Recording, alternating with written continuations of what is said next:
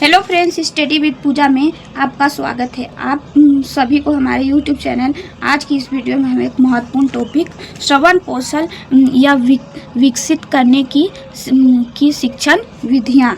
तो यह बहुत ही इम्पोर्टेंट टॉपिक है कि कौन कौन सी विधियों के द्वारा हम बच्चे को श्रवण कौशल में हम विकसित कर सकते हैं। तो क्वेश्चन ये भी आ जाता है विधियाँ। तो पहला है कहानी सुनना। पहला जो है कहानी सुनना। तो कहानी के द्वारा बच्चे को ध्यान से सुनने की तरह आकर्षित किया जा सकता है। तो देखिए, आपको पता है कि बच्चे जो होते हैं वो किसी भी काम में जब ज़्यादा मन लगते हैं या फिर जो उन्हें वो पसंद आता है, तो कहानी सुनने के द्वारा हम पाठ को पढ़ाएं या कोई भी अच्छा ज्ञान देने के बजाय बच्चे जो हो अच्छे से सुने और ध्यानपूर्वक सुने, कहानी के द्वारा ध्यान से केंद्रित कर सके और उसे आकर्षण कर सके। दूसरा है प्रश्नोत्तर विधि। प्रश्नोत्तर विधि क्या है? कक्षा में शिक्षण के द्वारा अध्यापक पाठ्य सामग्री को आधार बनाकर प्रश्न पूछता है और छात्र यदि सही से पाठ को सुनेंगे तभी उत्तर दे पाएंगे। मतलब पाठ्य सामग्री के आधार पर प्रश्न पूछने से छात्र कक्षा में पढ़ाई गई बातें को ध्यान से सुनेगा। प्रश्न उत्तर विधि क्या है? प्रश्न उत्तर विधि अब हम समझते हैं। अब आपको ऐसा लगता है कि बच्चे आपके बात को सुन ले रहे हैं तो सही से, तो आप क्या कर सकते हैं? तो आप उनको बोल दे कि पाठ को पढ़ेंगे। उसके बाद से बीच में उसमें से क्वेश्चन भी आप उनसे पूछेंगे। तो बच्चे को क्या बोलेंगे? ध्यानपूर्वक आपके पाठ जैसे पढ़ लेने जाए तो जाने वाले पाठ को सुनेंगे, तो उसके द्वारा भी हम श्रवण कौशल को विकास कर सकते हैं।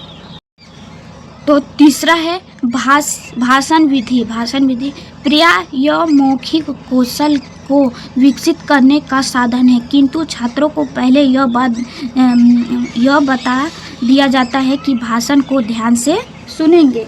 मतलब समझते हैं कि ठीक है, तो बच्चे क्या है, भाषण को ध्यान से सुनेंगे। उन्हें बताया जाएगा कि बाद में उन्हें आपको भाषण में क्या क्या बताया जा रहा है, तो बताने के बाद क्या मकसद है, यह भी सारी चीज़ें हम बोल देते हैं। तो बच्चे भाषण को ध्यान से सुनेंगे तो कौशल उन्हें विकसित होगा।